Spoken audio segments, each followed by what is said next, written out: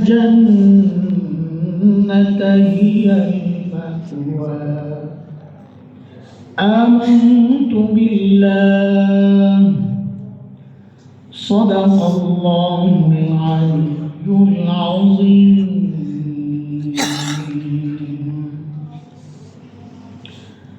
মুসলিম নগর ইসলামী কাফেলার উদ্যোগে আয়োজিত 22তম তাফসীরুল কোরআন মাহফিলের মুহতারাম সভাপতি, উপস্থিত হযরত উলামায়ে কেরাম, মুরব্বিয়ানে আযম, দূর দূরান্ত থেকে আগত ইসলাম প্রিয় সুধী সমাজ, প্রিয় ছাত্র ভাইয়েরা, যুবক বন্ধুরা, পর্দার আড়ালের মা ও বোন, আল্লাহ সুবহানাহু ওয়া তাআলার অশেষ মেহেরবানি দয়া, যে মহান মালিক দুনিয়ার এত মানুষ থেকে বাছাই করে দিন এই মজলিসে আমাকে আপনাকে আসার বসার কিছু কথা বলা ও শোনার তৌফিক দান করেছেন।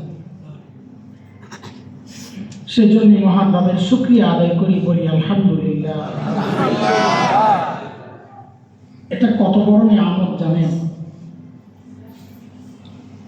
যে কোনো গুনাহ শাস্তি আল্লাহ কি দিবেন এটা আল্লাহর ইচ্ছা। দুনিয়াতে দিবেন না আখিরাতে দিবেন তাও আল্লাহর ইচ্ছা। দিবেন কি না মাফ করে দিবেন তাও আল্লাহর ইচ্ছা। কিন্তু নগদ একটা খারাপ দিক কি জানেন? যে কোনো গুনাহ নগদ একটা খারাপ দিক হচ্ছে এই যে গুনাহটা করলাম, এর মানে হচ্ছে এই মুহূর্তে আল্লাহ আমার উপর অসন্তুষ্ট, এই জন্য আমাকে এই গুনাহটা করার সুযোগ আল্লাহ দিয়েছেন। এটা হচ্ছে নগদ একটা খারাপ দিক। ঠিক তার উল্টাটাও ধরে, যে কোনো ভালো কাজের সওয়াব আল্লাহ কি দিবেন আল্লাহর ইচ্ছা, কতটুকু দিবেন তাও আল্লাহর ইচ্ছা, কোথায় দিবেন দুনিয়াতে না আখিরাতে তাও আল্লাহর ইচ্ছা, দিবেন কিনা তাও আল্লাহর ইচ্ছা। কিন্তু একটা নগদ প্রাপ্তি, সেটা হচ্ছে যে কোনো নেক আমল করার সময় অনুভূতিটা যেন থাকে যে আমি যে নেক আমলটা করছি নিশ্চয়ই এই মুহূর্তে আমার রব আমার উপর রাজি খুশি, এই জন্য আমার রব আমাকে আমলটা করার তৌফিক দিয়েছেন। যে কোনো ভালো কাজের নগদ প্রাপ্তি এটা, যে এই মুহূর্তে আল্লাহ আমাদের উপর রাজি, না হয় এখানে ঢুকাইতেন না। একটা ছোট্ট উদাহরণ শোনেন, তাহলে বিষয়টা বুঝে আসবে। আজ থেকে প্রায় 4 বছর আগের কথা, রমজান মাস ছিল, আমি ছিলাম আবুধাবিতে, এক সফর ছিল, সরকারি সফর। সরকারি সফর মানে আমাদের দেশের সরকারি সফর না, ওই দেশের সরকারের দাওয়াত ছিল একটা। তো ওই সময়ে আমাদের নিউ মার্কেট আর ঢাকা কলেজ ছাত্র এবং ব্যবসায়ীদের মধ্যে তুমুল সংঘর্ষ একটা হয়েছিল রমজান মাসে। কারো কারো মনে থাকার কথা, ভয়ঙ্কর সংঘর্ষ হয়েছে, কয়েকদিন ছিল, মানুষও মারা গেছে। তো আমার বাসা যেহেতু একদম রাস্তার উপরে, ঢাকা কলেজের উল্টা পাশে ছিল বাসা, একদম মেন রোডের উপরে। আমি কিছুক্ষণ পর পর খালি আমার বাচ্চার মাকে ফোন দিই, আমার একটা ছেলে, তো ছেলের মাকে কিছুক্ষণ পর পর ফোন দিই, ও যেন রাস্তায় না যায়, বাহিরে না যায়, ঘরে ঢুকায় রাখো। কিছুক্ষণ পর পর ফোন দিই, আর খবর নিয়ে আসে তো না, চলে গেছে। কারণ কৌতূহলীরাই বিপদে পড়ে, যে যারা মারামারি করে ওরা বিপদে পড়ে না, মাঝখানে যারা পড়ে তারাই মরে। এবং ওই সময় যারা মারা গেছে তারা কেউ ব্যবসায়ীও ছিল না, ঢাকা কলেজের ছাত্রও ছিল না, অন্য লোক ছিল। তো মাথায় শুধু এই টেনশন, ছেলেটা আমার বাইরে হয়ে যায়, ছেলেটা আমার বাইরে হয়ে যায়। তো আমি চাইছি আমার ছেলেটা নিরাপদে ঘরের ভেতরে থাকুক, এই জন্য বারবার খালি ওর মার সাথে ফোনে কথা বলছি।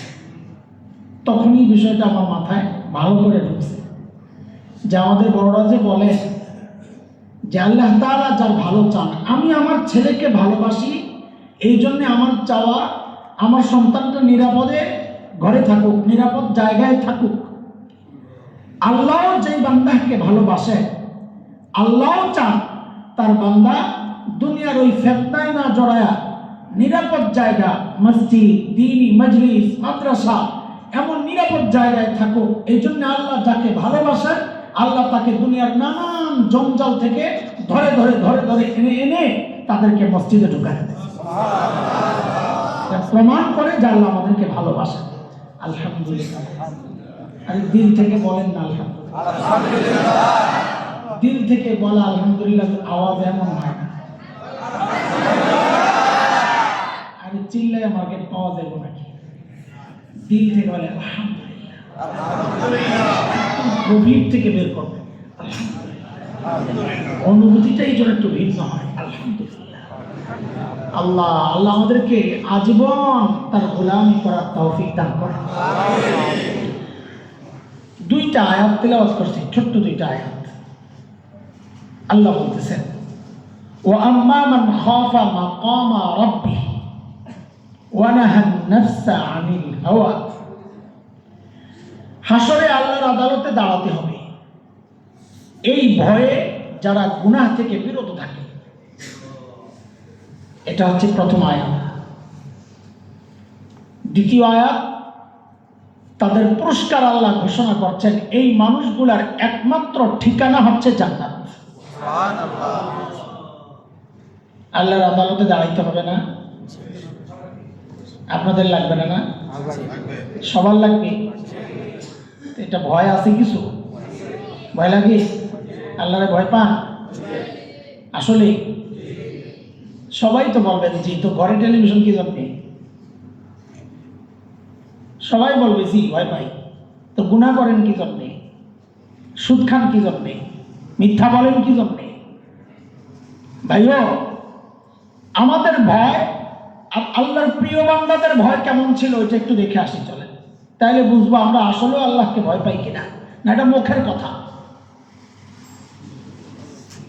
আল্লাহকে ভয় পাই আমাদের এই কথাগুলো মুখে, আমাদের তাকওয়া পোশাকে।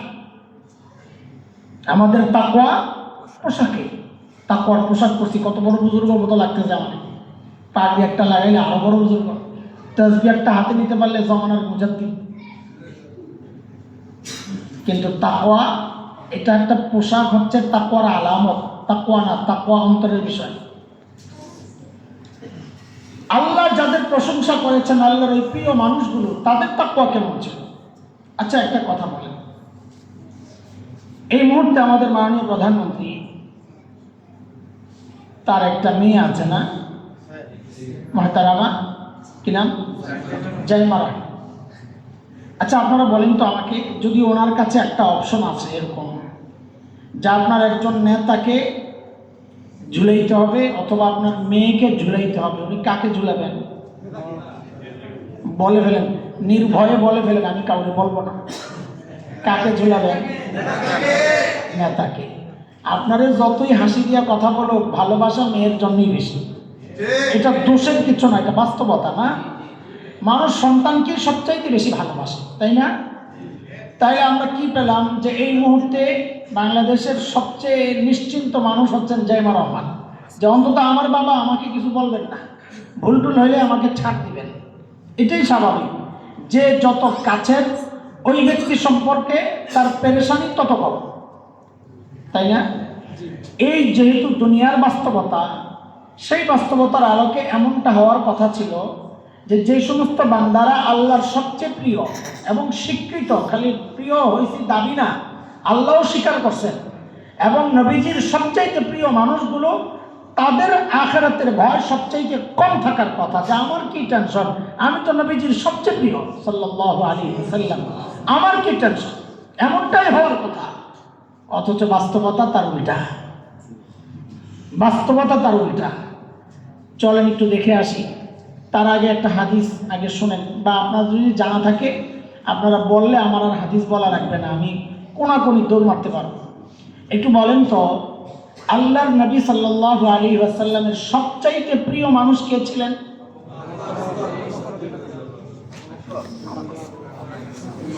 হযরত আয়েশা আসছে, হযরত আবু বকর আসছে, হযরত ফাতেমা আসছে। আর কোন মতামত আছে? হাসান হোসেন, 5 জন হয়েছে। আর কেউ? খাদিজা রাদিয়াল্লাহু আনহা, 6 জন হয়েছে। আর কেউ? আশারায় মুবাশশারা তো 6 আর 10, 10-এর মধ্যে 6ও আছে। আচ্ছা 10 জন পাওয়া গেছে, শেষ। আর কেউ? আমি জিজ্ঞেস করি নাই নবীজির প্রিয় কে, আমি জিজ্ঞেস করছি সবচেয়ে প্রিয় কে। আচ্ছা শোনেন, বুঝছি আপনাদের মধ্যে মিশ্র জানাটা মিশ্র আছে, এক একজনের এক এক রকম জানা। ঠিক আছে, এটা দোষের কিছু না, না জানাটা। না জেনে জানার ভাগ করা হচ্ছে দোষ, না জানা এটা দোষ না। জানবো, জানি নাই জানবো। তো একটা হাদিস শোনেন আগে, তাহলে জানাটা মনে থাকবে। মূল গল্পটা শোনেন। এক যুদ্ধে নবী আলাইহিস সালাম 300 সাহাবীকে পাঠাইছিলেন। যুদ্ধটার নাম হচ্ছে জাতুস সালাসিল। বুখারী শরীফে আসছে এই রিওয়ায়াতটা, গল্পটা আসছে জাতুস সালাসিল। ওই যুদ্ধের সেনাপতি বানাইছেন নবীজি মিশর বিজেতা হযরত আমর ইবনুল আস রাদিয়াল্লাহু আনহু। সৈন্য কয়জন? 300। সেনাপতি আমর ইবনুল আস। শত্রু এলাকায় গিয়ে হযরত আমর ইবনুল আস দেখলেন শত্রুর যে শক্তি, এই 300 নিয়ে মোকাবেলা করা কঠিন।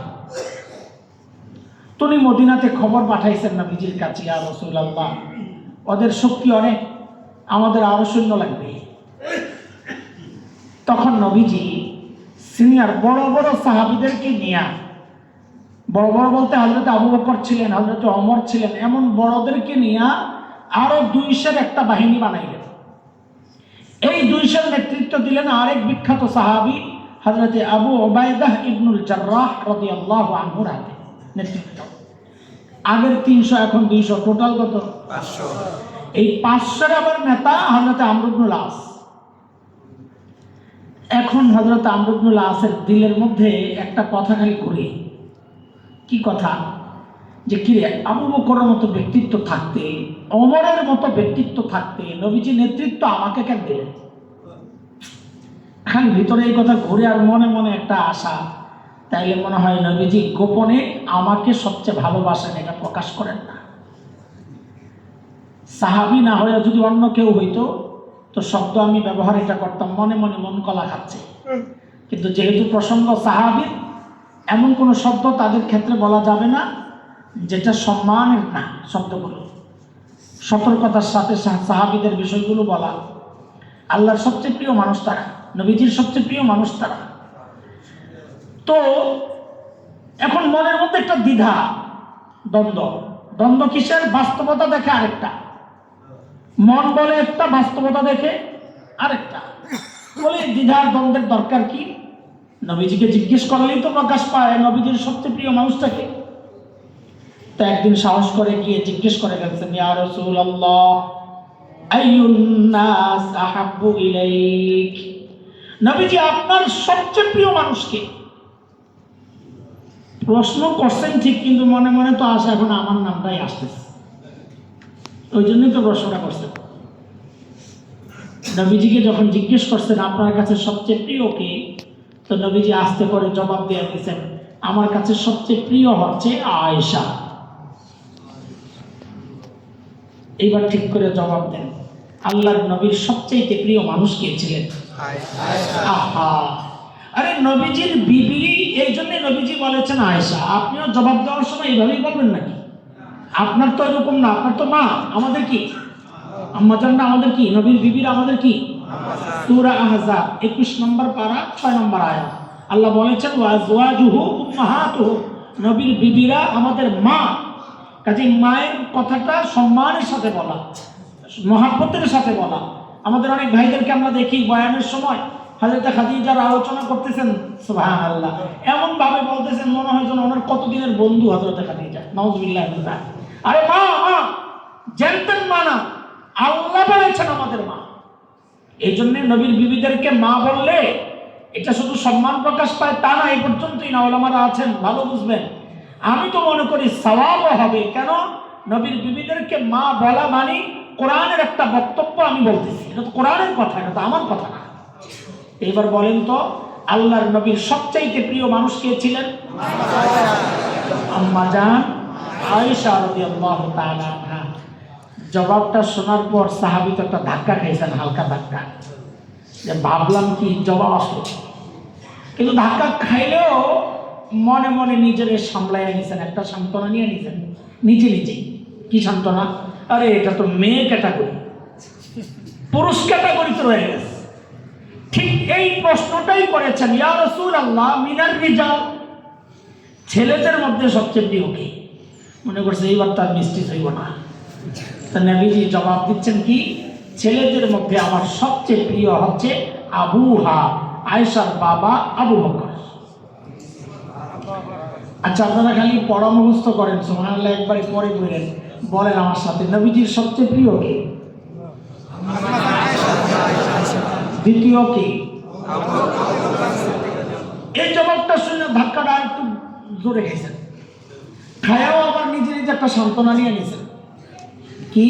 আরে আবু বকরের মতো ব্যক্তিত্বের সাথে কারো আবার তুলনা চলে কিনা, ওই হিসাব পাত, পরের জায়গাটাও যদি দখল করা যায়। তা আবার জিজ্ঞেস করছেন, ইয়া রাসূলুল্লাহ সুম্মা মান, এরপরে কি? এইবার তো আর মিস হবে না। নবীজি বলেন ওমর। এরপরে কি? তো বলেন 1 নম্বরে, 2 নম্বরে, 3 নম্বরে। সাহাবী তো ভালোই ধাক্কাটা খাইছেন। শেষে চিন্তা করছেন, আচ্ছা ঠিক আছে 3 নাম্বার গেল, এরপরের প্রশ্ন যদি পাওয়া যায়। তা আবার জিজ্ঞেস করছেন, হুজুর এরপরে কি? তো হাদিসে বুখারীর যে রিওয়ায়াত আর কারো নাম আসে নাই, কিন্তু প্রশ্ন যে আরো কয়েকটা হয়েছে এটা বোঝা গেছে। হাদিসের শব্দ ওয়াদারি জালা, আরো অনেকের কথা জিজ্ঞেস করছেন। নবী এই সাহাবীর কথা আর বলেন না, ওমর ওমর ওমর। সাহাবী চুপ হয়ে গেছে। চুপ যে হয়েছেন, কেন চুপ হয়েছেন নিজেই বলতেছেন। মানে ওনার তো বলার সময় কলিজা ছিঁড়ে গেছে, কিন্তু আমাদের হাসি পায় কথাটা শুনলে। সাহাবী বলেন কি জানেন? ফাসাকাততু মাখাফাতা আন ইয়াজআলানি ফি আখিরিহিম। ও ভাইরা আমি চুপ হয়ে গেছি, আর প্রশ্ন করি না। কেন? আমার ভয় লাগতেছে, না জানি যেভাবে চলছে আমার নাম আবার সবার শেষে চলে যায় কিনা। তার চেয়ে বরং চুপ থাকি, মাঝামাঝি থাকার একটা সম্ভাবনা তো রয়েছে। এই হইল হাদিস। এরপরে আশা করি আর কোনোদিন ভুল হবে না ইনশাআল্লাহ। বলেন আল্লাহর নবীর সবচেয়ে প্রিয় মানুষ কে ছিল? 1 নাম্বার, 2 নাম্বার, 3 নাম্বার চলেন তো আমরা যে দাবি করি আমরা আল্লাহরে ভয় করি, আমাদের ভয় আর এই মানুষগুলোর ভয় কেমন ছিল একটু দেখে আসি চলেন।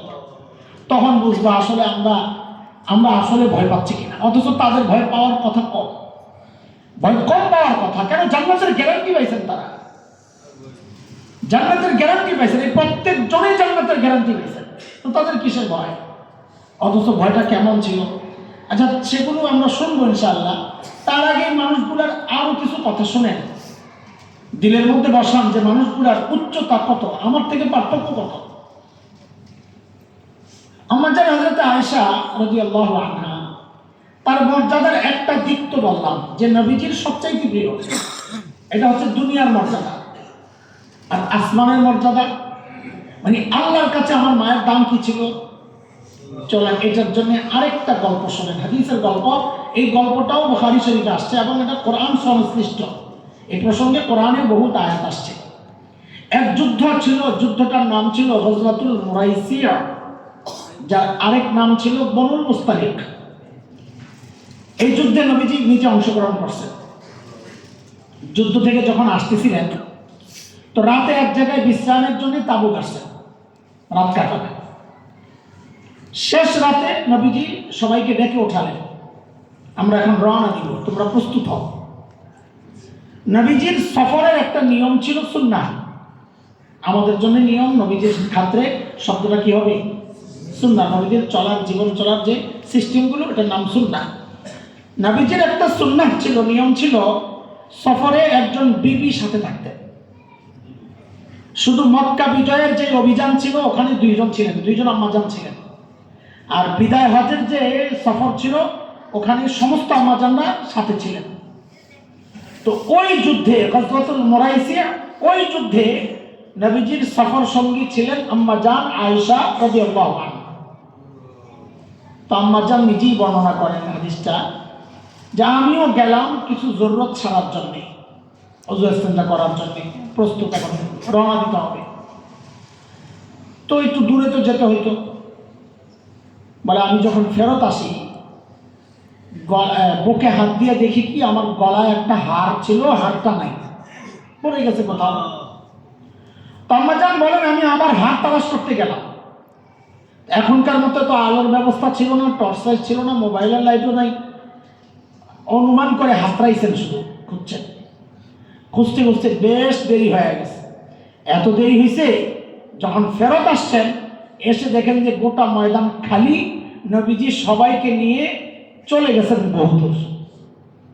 শুনশান নীরবতা, অন্ধকার, আম্মাজান একা। আম্মাজান একদম জায়গায় বসে গেছে এবং ঘুমায়া গেছে, ক্লান্ত ছিলেন। নবীজির সফরের আরেকটা সুন্নাত ছিল, সবাই চলে যাওয়ার পর পেছনে একজনকে রেখে আসতেন। তার কি কাজ? সবাই যাওয়ার পর চেক করবে কিছু রয়ে গেল কিনা।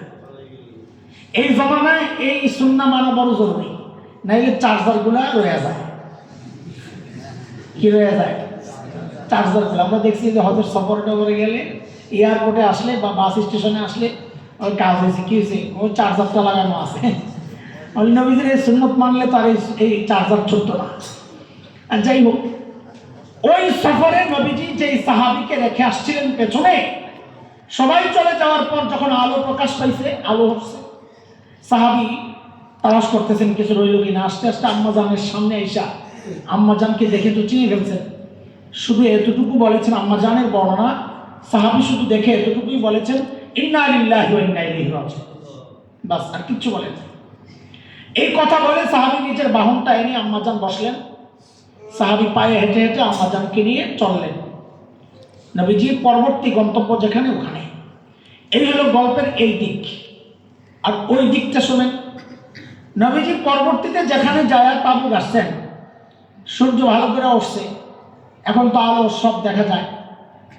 ওই পালকির মধ্যে খবর নিয়ে দেখা গেল যে পালকির ভেতরে আম্মাজান নাই। নাই তো নাই, নাই নাই নাই, কোথাও নাই। এখানে একটা ছোট্ট প্রশ্নের জবাব দিয়ে যাই, এটা আম্মাজান নিজেই জবাবটা দিয়েছেন। এই যে পালকি নিয়ে সবাই চলে আসলো, আম্মাজান যে ভিতরে নেই, কারো খবর নাই, বলে নাই, ছিল না। কেন ছিল না? জবাবটা আম্মাজানই দিয়েছেন। বলে আমি ছিলাম গরমে হালকা পাতলা। হালকা পাতলা হওয়ার কারণে পালকি যারা বহন করে ওই ওটের উপর উঠাইছে, তারা টের পায় নাই আমি যে ভেতরে নাই। বুঝে আসছে না কথা? একটা প্রশ্নের জবাব দিলাম।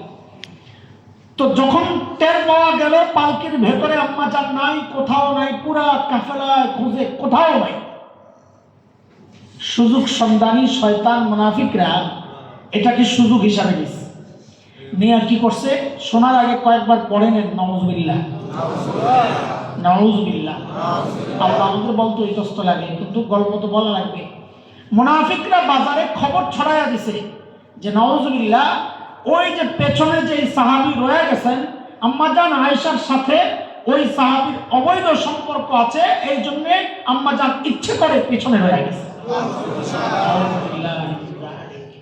গোটা মদিনা তোলপাড়, সারা মদিনায় একটাই আলোচনা হইল নাকি এটা। মুনাফিকরা এগুলো আলোচনা করে, মুনাফিকরা, মুসলমানরা তো চুপ। হ্যাঁ, মুসলমানদের মধ্যেও কয়েকজন এই আলোচনায় যোগ দিয়েছিলেন। কবি হাসান ইবনে সাবিত ছিলেন, হযরত আবু বকরের এক ভাগনা ছিলেন মিসতাহ, তিনিও যোগ দিয়েছিলেন। নবীজির এক শ্যালিকা ছিলেন আম্মাজান হযরত যায়েনব বিনতে জাহাসের বোন হামনাহ বিনতে জাহাস রাদিয়াল্লাহু আনহা, তিনিও যোগ দিয়েছিলেন। বাকি না বুঝার কারণে মূল বিষয়টা মুনাফিকদের ছিল। এক মাস পর্যন্ত পুরো মদিনায় একটাই আলোচনা হইল থাকে। নবীজিও চুপ, কিচ্ছু বলেন না। আম্মাজানও কিছুই জানেন না, কারণ বাহিরের খবর ভেতরে আসে না, ভিতরের খবর বাহিরে যায় না। কেন যায় না? ফেসবুক শরীফ আসিল না, ঠিক না? ফেসবুক শরীফ থাকলে তো যায় না যেটা পোস্টের মাধ্যমে। আল্লাহ, এক মাস পর আম্মাজান জেনেছেন। কিভাবে জেনেছেন বলতে গেলে একটু দেরি হবে, এটা বাদ দিলাম, দরকার নেই আমাদের। আম্মাজান জানার পর আম্মাজানের কেমন লাগার কথা। আর আমাদের মতো পাপি তাপি মানুষ, আমাদেরকেও কেউ একটা অপবাদ দিলে কলিজা ছিঁড়ে যায়। তাদেরকে অপবাদ দিছে, কি অপবাদ, তাও কত মারাত্মক অপবাদ, কেমন লাগে। আম্মাজান নবীজির কাছে অনুমতি চাইলেন, বাবার বাড়ি যাবে, তাদের আবু বকরের বাড়িতে। নবীজি অনুমতি দিলেন, যাও। আম্মাজান গেছেন, গিয়ে বাবা আবু বকরকে জিজ্ঞেস করছেন, এমন একটা খবর চলছে, আপনাদের মতামত। আবু বকর তো হাসান জামিল না, এই জমানার বাবারা হইলে মেয়েরে বলতো 1 মাস চলে গেছে, তোর জামাই এখনো কোনো সিদ্ধান্ত দেয় না, দরকার নেই, জামাই ভাত খাওয়া লাগবে না, তুই আশা কর। কিন্তু আবু বকর তো হাসান জামিল না, আবু বকর তো আবু বকর। নবীজি যেখানে চুপ, সাইয়েদনা আবু বকর সেখানে কথা বলতে পারেন না, তিনি আবু বকর। হযরত আবু বকর বলেন, মা জানি, মতামত বলে কোনো মতামত নাই, আল্লাহ ভালো জানেন। আম্মা জান খুব কষ্ট পাইছেন, আপন জনরা সাপোর্ট দিচ্ছেন না। আম্মা জান কান্না শুরু করছেন। আম্মা জান নিজেই বলেন, 1 দিন 2 দিন না, 3 দিন 3 রাত খাওয়া নাই, ঘুম নাই, শুধুই কান্না আর কান্না। বলে আমার বুকের পানি শুদ্ধ শুকায় গেছে, চোখ দিয়ে আর পানিও আসে না, এত কান্না আম্মা জান করছে। 3 দিন পর নবীজি আসছেন। নবীজি এসে এমন এক প্রশ্ন করছেন, আম্মা জানের কলিজাটা একদম ছিঁড়ে গেছে। নবীজি জিজ্ঞেস করেন কি জানেন? আয়েশা, যদি ভুল করে থাকো তো আল্লাহর কাছে মাফ চাও। আর যদি মানি, তার মানে আপনারও সন্দেহ আছে। আম্মা জানের এত কষ্ট পাইছে, তো আম্মা জানের জবাবটাই শোনেন, জবাবটা বোঝা যায় কতটা কষ্ট পাইছেন। আম্মা জান বলেন কি, আমি যদি এখন সত্য বলি যে আমার সাথে আর কোনো সম্পর্ক নাই, আপনারা বিশ্বাস করবেন না। আর যদি মিথ্যা বলি হ্যাঁ একটা সম্পর্ক আছে, ওইটা বিশ্বাস করবেন। তা আপনাদের সাথে আমার কথা বলার দরকার কি? আমার জন্য আমার আল্লাহই যথেষ্ট। যার আল্লাহ যথেষ্ট হয় তার আর লাগে কারো? বলেন। এর মধ্যেই নবীজির উপর ওহী নাজিল হওয়া শুরু হয়েছে। ওহী নাজিল হইতেছে, এই প্রক্রিয়ায় ওহী নাজিল হইলে বুঝা যায় নবীজির চেহারা লাল হয়ে যেত, রগগুলা ফুলে যেত, চোখ লাল হয়ে যেত, হ্যাঁ, খড়খড় আওয়াজ হইতো। সাহাবায়ে কেরাম উপরে কাপড় চাদর দিয়ে দিতেন যেন দেখা না যায়, কেউ ভয় টয় পায় কিনা। তো বোঝা যাচ্ছে ওহী আসতেছে, ওহী আসতেছে। কিছুক্ষণ পর যখন ওহী আসা বন্ধ হয়েছে, নবীজি স্বাভাবিক হয়েছেন, তো নবীজির ঠোঁটে মুচকি হাসি, নবীজি মিটি মিটি হাসতেছেন। কেন? যে আল্লাহ তাআলা আমার মায়ের পবিত্রতার সাক্ষী দিয়া, আমার মায়ের পক্ষ নিয়া আল্লাহ তাআলা কোরআন আল কারীমের 1টা 2টা 3টা 4টা 5টা না দোস্ত, সূরা নূর পড়ে দেখেন, আল্লাহ তাআলা আমার মায়ের পক্ষে 10টা আয়াত আল্লাহ নাযিল করছেন। আমার মায়ের পবিত্রতার সাক্ষী দিয়েছেন কে? আল্লাহ। বলতেছিলাম আসমানের মর্যাদা, শুধু পবিত্রতার সাক্ষী দেন নাই, আরো একটা কাজ হয়েছে বড় কঠিন। একটা আয়াত দেখলেও তো ভয় লাগে। আল্লাহ যেন সাহাবীদেরকে নিয়মিত ধমকাইতেছিলেন। কাদেরকে? সাহাবীদেরকে ধমকাইতেছেন আল্লাহ। কি বইলা? সূরা নূর আল্লাহ বলতেছেন, ফালাউলা ইয সামি'তুমুহু কুলতুম মা ইয়াকুনু লানা আন নাতাকাল্লামা বিহাযা সুবহানাক হাযা বুহতানুন আযীম।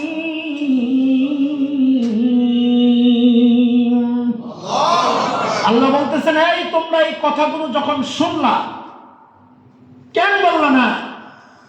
কেন তোমরা বললা না যে এই বিষয়ে আমাদের কথা বলা উচিত না? কেন বললা না আল্লাহ পবিত্র, আল্লাহর নবী পবিত্র, তার স্ত্রীও পবিত্র? কেন বললা না হাযা বুহতানুন আযীম, এটা মারাত্মক অপবাদ? এই কথাগুলো তোমরা কেন বললা না? আল্লাহ কাদেরকে ধমকাইতেছে? কার পক্ষ নিয়ে? আমার মায়ের পক্ষ নিয়ে। কার পক্ষ নিয়ে? আচ্ছা, এই তো গেল মায়ের অবস্থা। আরেকটা কথা বলার লোভ সামলাইতে পারতেছি না, একটু সময় লাগলে আপনারা বিরক্ত হবেন? আচ্ছা, হইলে যাই, অসুবিধা নাই, আপনারা গেলেই বোঝা যাবে বিরক্ত হইতেছি। আমিও তাড়াতাড়ি ছাড়া দেবো, আসলে আমারও খাইয়া দেওয়া তো কাজ নাই, যে আপনারা মনোযোগ দিয়ে না আসলে আমি বসে বসে বিড়বিড় করবো, এত শখ নাই কথা বলা। আচ্ছা শোনেন, বুখারীতে একটা রিওয়ায়াত আসছে, 3টা বিষয় নিয়ে আম্মা জান গর্ব করতেন। কয় বিষয়? একটা বিষয় একটু বোঝা লাগবে, না হয় বুঝবেন না বিষয়টা। নবীজি সাল্লাল্লাহু আলাইহি ওয়াসাল্লাম যখন ইন্তেকাল করেন, ইন্তেকালের 14 দিন, কেউ বলেছেন 12 দিন, খুব অসুস্থ হয়ে গেছে, মারাত্মক অসুস্থ, প্রচন্ড মাথা ব্যথা, অসুস্থ, জ্বর। তো নবীজি এক এক স্ত্রীর কাছে এক এক দিন তো থাকতেন, এইভাবে ঘুরে ঘুরে চলতেন। তো নবীজি শেষ দিকে আইসা যার কাছেই যান, গিয়ে জিজ্ঞেস করেন, আগামীকাল কোথায় থাকবো? এটা কি আমাদের মুফতি সুলতান ভাই নাকি? হ্যাঁ, লা হাওলা ওয়ালা কুওয়াতা ইল্লা বিল্লাহ দিল আমার শেষ করে আমি কি বয়ান করব? হুজুর সামনে আসেন। আল্লাহ এই জন্যই মনে হয় সকালে ফোন দিয়েছিল রে, আমি তো বুঝি নাই। আসেন ওস্তাদ, সামনে আসেন, আসেন সামনে আসেন। আরে আপনি আমার মতো কত হাসান জামিল আপনি জন্ম দিয়েছেন, কত বড় মুহাদ্দিস আপনি। আপনার এলাকার মানুষ আপনাদের চিনেন, আমরা তো চিনি। বসেন, বসেন না, উপরে বসেন, উপরে বসেন। আপনারা না বন্ধু, আমার তো আপনার ওস্তাদের মতো ইজ্জত করি। এর কত বড় আলেম আপনি, কত বড় বড় আলেমরা ওনার সামনে, মাশাআল্লাহ। আমাদের আবার ঝামেলা আছে, আমাদের আবার দুলাভাই। আমাদের ওস্তাদ খুব বড় আল্লাহওয়ালা ছিলেন, দাদা ওস্তাদ হাফেজ ফয়জুর রহমান রাহিমাহুল্লাহ, ওনার নাতিন জামাই। তো ওনার মেয়েরা আমাদের বোন, ওই হিসাবেও না বাড়ি জামাই না। সুবহানাল্লাহ। আচ্ছা হইল একটা হইলি হয়, যেটা বইলার সুবিধা পাওয়া যায় রিপোর্ট মশে অনেক বড় আলেম। তো একটু শোনেন, আম্মা জান আয়েশা রাদিয়াল্লাহু তাআলা আনহা ওই যে কয় বিষয় নিয়ে গর্ব করতেন? 3 বিষয়। এর মধ্যে একটা হলো এটা, নবীজি প্রতি রাতে যায় আম্মা জানদেরকে জিজ্ঞেস করতেন, যার কাছে যেতেন জিজ্ঞেস করতেন আগামীকাল কার কাছে থাকবে। প্রশ্নের ধরন দেখেই অন্য আম্মা জানরা বুঝে গেছেন নবীজি কি চাচ্ছেন। সবাই মিলে মশওয়ারা করে নবীজিকে নবীজির চাওয়া অনুযায়ী জানাই দিয়েছেন, ইয়া রাসূলুল্লাহ আমরা আমাদের দিনগুলো বোন আয়েশাকে দিয়ে দিলাম, আপনি আয়েশার কাছেই থাকেন। বুঝে গেছেন, প্রশ্ন করার উদ্দেশ্য বুঝে গেছেন।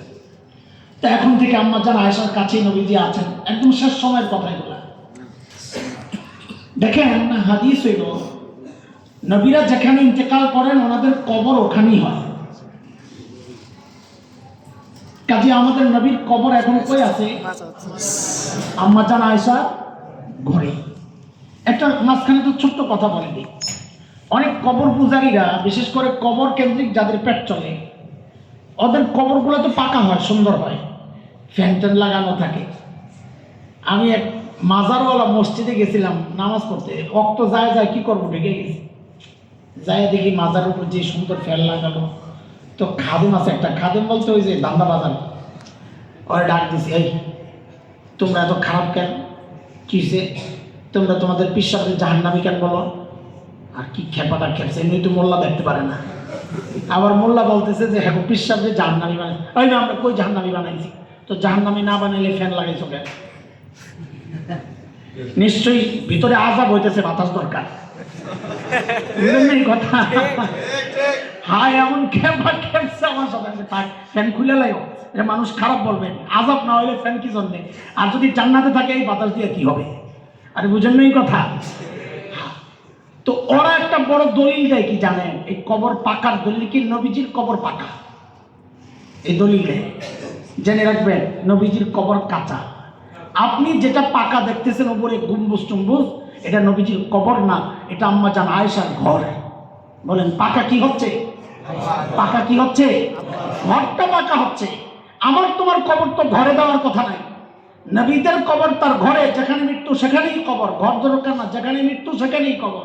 সেই হিসাবে নবীজির কবর হয়েছে আম্মা জান আয়েশার ঘরে, ঘরে কবর হয়েছে। ঘরটা আগের থেকেই ঘর ছিল, বন্ধ ছিল, ওইটাকে পরবর্তীতে পাকা করা হয়েছে, কিন্তু কবরকে পাকা করা হয় নাই, কবর আজও কাঁচাই আছে। বুঝে আসছে কথা? যাই হোক, এখন কবরটা কোথায়? এখন আম্মা জান গর্বটা বলেন, গর্বটা বুঝেন। ধরেন কথার কথা, যদি ইন্তেকাল শুক্রবারে হইতো, কবে হয়েছে ইন্তেকাল?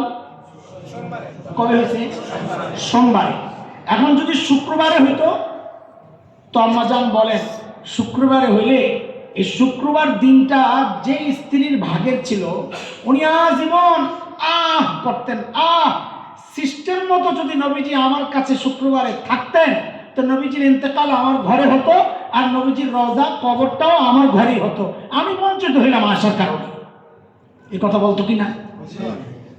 বলতো না, এটা আশঙ্কা ছিল। আম্মা জানরাও এরকম বলবে না, আমরা বিশ্বাস করি না, আশঙ্কা থাকতো। কিন্তু আম্মা জান বলেন আল্লাহ তাআলা সেই আশঙ্কা রাখেন নাই, সেই বলার সুযোগ আল্লাহ রাখেন নাই, সে বলার রাস্তা আল্লাহ বন্ধ করে দিয়েছেন। কেন? বলে নবীজি যেই দিন ইন্তেকাল করেছেন আমার ঘরে সোমবার, ওই দিনটা আমার ভাগের দিন ছিল। কাউকে আফসোস করার সুযোগ আল্লাহ তাআলা দেন নাই। এটা আম্মা জানের একটা গর্বের দিক। 2 নাম্বার, অনেক বাচ্চারা দেখবেন আরেক বাচ্চা মজার তার ফেভারিট কিছু খাইতে থাকলে তার মুখ লড়া শুরু হয়। কিরে ভাই কথা বলেন? আরে বাচ্চা বাদ দেন না, আমি যদি এখন একটা তেঁতুলাই না খালি আমার মুখের সামনে এমন এমন করি তো অনেকের মুখের লালা এসে পড়বে, ঠিক না? যে যেটা পছন্দ করে।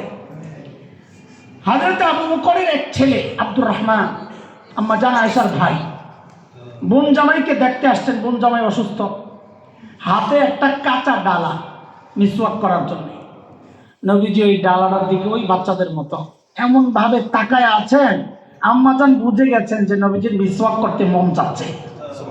তো জিজ্ঞেস করতেছেন, আপনি কি মিসওয়াক করতে চাচ্ছেন? বলে হ্যাঁ। তো আম্মা জান ঠিক ওই ডালাটাই আইনা ভালো করে চাবাইছেন, ভালো করে চাবাইছেন, একদম নরম তুলতুলে করছেন, করে নবীজিকে দিয়েছেন। ওই যে আমরা বলি মাঝে মাঝে যেন ফর্মে চলে আসছে।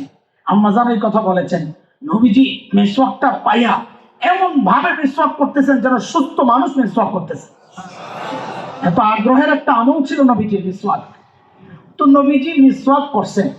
আচ্ছা, ওই যে আম্মা জান মিসওয়াকটাকে চাবাইছেন, তো আম্মা জানের লালা লাগছে না মিসওয়াকের মধ্যে? নবীজি মিসওয়াক করছেন, নবীজির লালার সাথে আম্মা জানের লালা মিক্সড হয়েছে না? হয়েছে না? আম্মা জান গর্ব করে বলেন, নবীজি যখন দুনিয়া থেকে যান তা আমার লালাটা মুখে নিয়েই গেছেন। এটা হচ্ছে আম্মা জানের গর্বের দ্বিতীয় দিক। 3 নাম্বার দিক, আম্মা জান বলেন নবীজি ইন্তেকাল করছেন কি অবস্থায় জানো? আল্লাহ হাদিসের শব্দ বুখারী, বাইনা হাকিনাতি ওয়া দাকিনাত। এই যে বুক, সিনার উপরের অংশটা একটু গর্তের মতো, এই জায়গাটা আর এই থুতনি, বলে এই দুইটার মাঝখানে নবীজি মাথাটা রাইখা দুনিয়া থেকে শেষ নিঃশ্বাস ত্যাগ করছেন। কতটা কাছে একদম সম্পর্কটা। এই 3টা বিষয় নিয়ে আম্মা জান গর্ব করতেন। এমন মা আমার, যিনি নবীজির সবচাইতে, মনে আছে না, সবচেয়ে প্রিয়, যার পবিত্রতার সাক্ষী দিচ্ছেন কে? আল্লাহ। যিনি এতটা সম্মানিত, সেই মা রাখলাম। নবীজির দ্বিতীয় সবচেয়ে প্রিয় মানুষটা যেন কে? হযরত আবু বকর। তো আরেকজন, সুবহানাল্লাহ, তার পবিত্রতার সাক্ষীও আল্লাহ নিজে দিচ্ছেন। এক ইহুদি আইসা খোঁচা মারছে, তোমরা আল্লাহ তো গরিব, ভিক্ষা চায়। আল্লাহ বলছেন না আল্লাহর রাস্তায় দান করো, আল্লাহরে দান করো, ভিক্ষা চাই, গরিব। হযরত আবু বকর তো নরম মানুষ, কিন্তু নরম মানুষ আবার দিনের ব্যাপারে গরম একটু বেশিই থাকে। দেখেন না হুজুরদেরকে, নরম নরম, কিন্তু যখন দিনের কোনো ব্যাপার আসে আপনারা না বাইরে কি হুজুররা রাস্তা বেরিয়ে যায়। এটা হচ্ছে ইমান। হযরত আবু বকর মানুষ নরম, কিন্তু দিনের ব্যাপারে গরম। এই ইহুদি যখন এই কথা বলছে, হযরত আবু বকর দিছেন এক থাপ্পড়। ইহুদি নবীজির কাছে বিচার নিয়ে আইছে যে আবু বকর আমারে মারছে। নবীজি বলে, তুমি কোনো ভুল করতেছো কিনা, মানে নামে ভুল করতেছো কিনা? আবু বকর মারছে না ওমরে মারছে? বলে না ইয়া রাসূলুল্লাহ, না না, আবু বকরই মারছে। এর মধ্যে আবু বকর আসছেন, আয়েশা আবার কে আইছো? বাপ থেকে নবীজি বুঝছেন, হ্যাঁ ঠিকই আছে, আপনি মারছেন। আল্লাহু আকবার। আবু বকর কেন মারছেন? বলে আমার আল্লাহ বলে গরিবের কয়। তাই তুমি এই কথা বলছো? ইহুদি তো শয়তানের শেষ। কেন? আমি বলি নাই, ডাইরেক্ট বলছি, আমি বলি নাই। আবু বকর বলছে, রাসূলুল্লাহ বলছে, কেন বলি নাই? এখন যেহেতু সে বলতেছে বলে নাই, আবু বকর বলতেছে বলছে, তো আবু বকরের দাবি যে বলছে, যিনি দাবি করে দলিল তাকে দিতে হয়। আমরা আরবিতে বলি আল বাইয়িনাতু আলাল মুদ্দাই, বাদী দলিল দেয়। তো এখন দলিল দেওয়ার দায়িত্ব আবু বকরের। আবু বকর, তুমি যে বলতেছো সে বলছে, তুমি যে দাবি করতেছো, দাবির সপক্ষে দলিল দাও। দলিল পাবে কোথায়? ছিল যে মারছে তিনি, আর যে খাইছে সে, দলিল আসবে কোত্থেকে? আবু বকর বলছে, আমি মিথ্যা বলতেছি না। এখন প্রমাণ না দিলে তো বিচার, আমি তো বিচার করতে বসছি। বিচারে বসলে জানা থাকলেও, দেখেন হাসরের মাঠে বান্দার আমলনামা পেশ করা হবে, ওজন দেওয়া হবে, শুনছেন না? ওজন দেওয়া। কেন? আল্লাহ জানেন না আমি কি করছি? জানেন জানেন তারপরে আল্লাহ এই সিস্টেমটা কেন রাখছেন? এটা হচ্ছে বিচারের সিস্টেম। বিচারক তার জানা অনুযায়ী বিচার করবে না, বিচারক নিয়ম অনুযায়ী বিচার করবে, প্রমাণের ভিত্তিতে বিচার করবে। এখন নবীজি তো প্রমাণের ভিত্তিতে বিচার করবেন। এখন প্রমাণ যদি আবু বকর না দিতে পারেন, এখন আবু বকর আসামি। সুবহানাল্লাহ। হযরত জিবরাইল আমিন আয়েশা বলছেন, আয়েশা নবীজির কানে কানে বলতেছেন, ইয়া রাসূলুল্লাহ, আল্লাহ সাক্ষী দিচ্ছেন আবু বকর যা বলছেন ওইটাই সত্য। তা আবু বকরের পক্ষে সাক্ষী দিচ্ছেন কে? দেখছেন নি, মেয়ের পক্ষেও সাক্ষী দিচ্ছেন কে? বাবার পক্ষেও সাক্ষী দিচ্ছেন কে? আরে আবু বকরের বিষয় যদি বলতে থাকি সারা রাত বললে আবু বকরের মর্যাদার দিকগুলো বলা শেষ হবে না। শুধু আমি ছোট্ট একটা মজলিসের কথা বলি। নবীজি জিন্দগির শেষ যে মজলিস, সাহাবীদের উদ্দেশ্যে সর্বশেষ যে বক্তব্য দিয়েছেন ইন্তেকালের কিছুদিন আগে, অসুস্থ হওয়ার 1-2 দিন আগে, এই যে বক্তব্য দিয়েছেন, আচ্ছা আপনাদেরকে জিজ্ঞেস করি, জীবনের এই শেষ বয়ানটায় যে কথাগুলো বলবেন এগুলা কি হালকা কথা বলবেন না খুব গুরুত্বপূর্ণ কথা বলবেন? নিশ্চয়ই এই গুরুত্বপূর্ণ বক্তব্যের সময় শুধু আবু বকর কেন্দ্রিক নবীজি 3টা কথা বলছেন আলাদা করে। কয় কথা? 3 কথা। 3 কথা। কি 3 কথা? এক কথা, মসজিদে নববীর কিছু পকেট গেট ছিল 2 পাশ থেকে।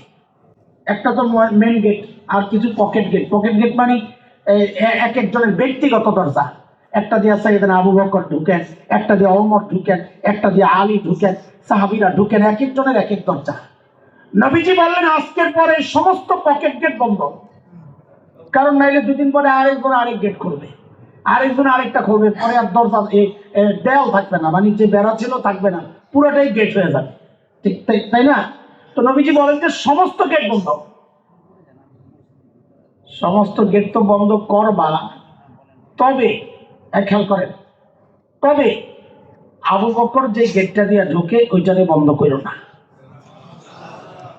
আবু বকরের মর্যাদা, আবু বকর যে গেট দিয়ে ঢুকবে তাকে বন্ধ করো না, এটা খোলা রাখো।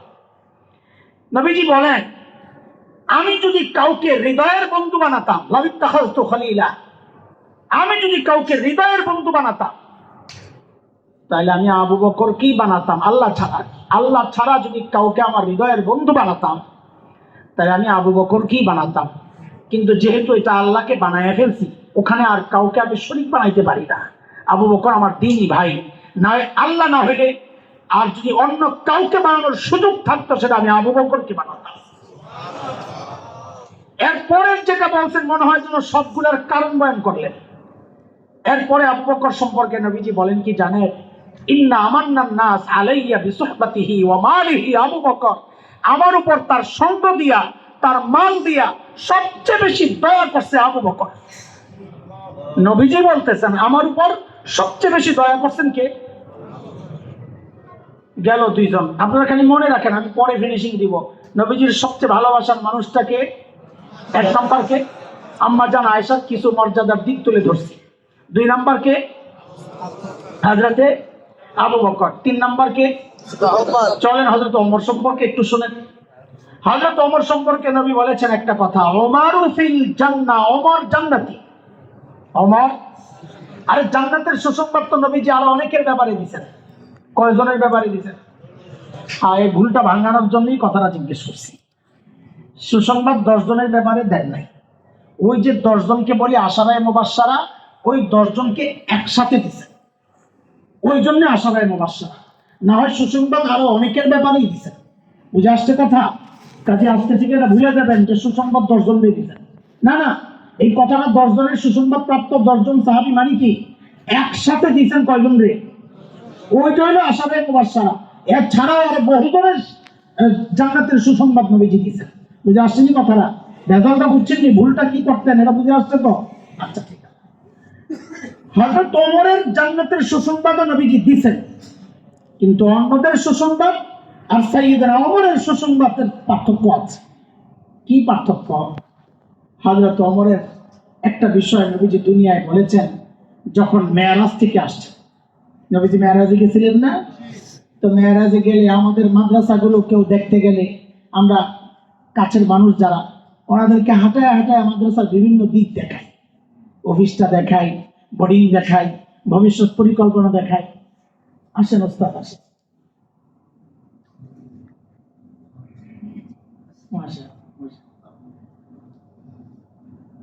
নবীজিও যখন মেরাজে গেছেন, আল্লাহ তাআলা জান্নাত দেখাইছেন, জাহান্নাম দেখাইছেন, এগুলো দেখাইছেন।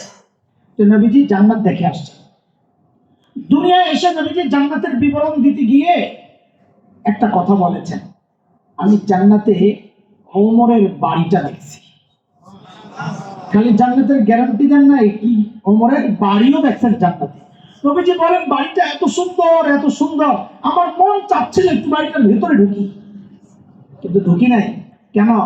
ওমরের যে গায়রত, আত্মমর্যাদা, প্রেস্টিজ, অনুমতি ছাড়া ঢুকলে যদি আবার ওমর মাইন্ড করে, আমি ওই জন্য ঢুকি নাই। আল্লাহ এই কথা শুই না, সাইয়েদনা ওমর বাচ্চাদের মতো হাওমাও করে কান্না শুরু করছে, আবিকা হইতো ইয়া রাসূলুল্লাহ, আপনার সাথে আমার আত্মমর্যাদা বোধ। একটু ঢুকলেন না কেন? আরে ঢুকলে তো আমিও জানতে পারতাম আমার বাড়িটার ভেতরটা কত সুন্দর। এই মানুষ আমার, আমি আপনি হকের উপর চললে বলা হয় লোকটা হকপন্থী, তাই না? ওমর সম্পর্কে নবীজি বলছেন উল্টা কথা, দারাল হাক্কু হাইসু দারা।